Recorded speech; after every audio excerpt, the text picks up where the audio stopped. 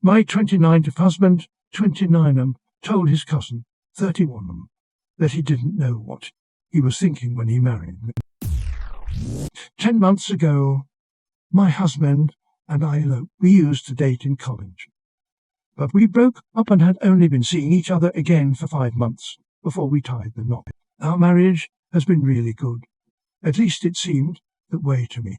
Yesterday, I overheard my husband talking to his cousin. I just come from dropping some things off for my parents, so I don't think either of them realized I was home. The cousin was telling my husband how he never thought he would get married, and my husband got really quiet.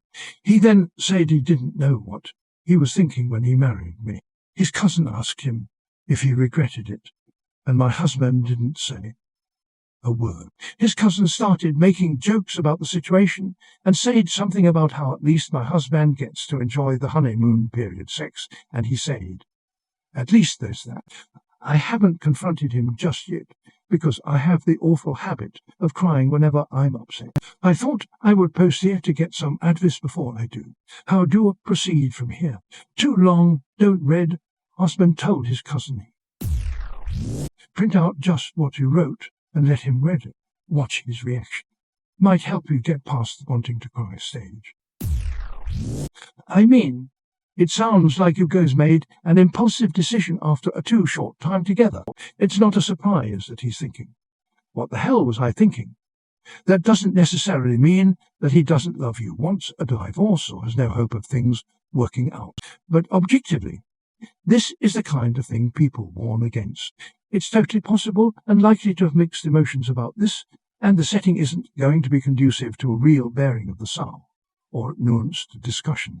But you heard this, can't unhear it, and need to talk about. I would just tell him that you heard what he said, and that you want to understand what he meant.